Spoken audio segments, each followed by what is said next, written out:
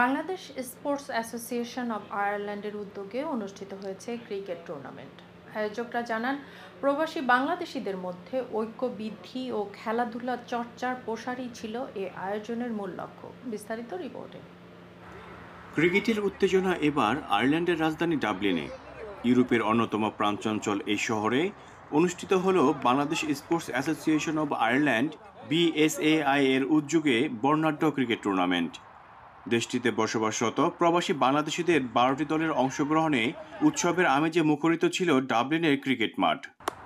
Final খেলায় Bangladesh sports association of আয়ারল্যান্ডের সভাপতি চুন্নু মাতবার, প্রধান উপদেষ্টা মোহাম্মদ মুস্তফা, লিমেরিকের ডেপুটি মেয়র আজাদ তালুকদার সহ সংগঠনের কার্যকরী কমিটির সদস্য এবং all Bangladesh association of Ireland ও কমিউনিটির বিশিষ্ট ব্যক্তিবর্গ উপস্থিত ছিলেন।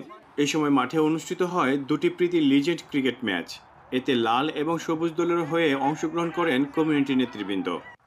আয়োজক এবং বিশিষ্ট ব্যক্তিরা জানান, প্রবাসী বাংলাদেশিদের মধ্যে ঐক্য ও ক্রীড়া চর্চা বাড়াতে এই আয়োজন। আমরা চাই বেশিরভাগে ক্রিকেটে যাতে তাদের ইনভলভমেন্টটা থাকে। আয়ারল্যান্ডের যে সমস্ত বাংলাদেশি আছে সবাই সবার সাথে যাতে একটা সুন্দর সম্পর্ক গড়ে তোলে। আমরা সবাই যাতে একটা ছাতার নিচে আসতে পারি। এখানে দল বল নির্বিশেষে সবাই এখানে আসছে। আমরা খুবই উপভোগ করছি খেলাটা। কমিউনিটি একে অপরের সহানুভূতি এবং যোগাযোগের মাধ্যম আরো সৃষ্টি করবে। ডাবলিনের সবুজ মাঠে ক্রিকেট উত্তেজনায় অনুষ্ঠিত ফাইনালে কর্ক বি দল নির্ধারিত 6 ওভারে 55 রান সংগ্রহ করে। এর জবাবে 4 উইকেট হারিয়ে জয়ের লক্ষ্যে পৌঁছে যায় বাংলাদেশি কাউন্টি কিল্ডা ক্রিকেট দল।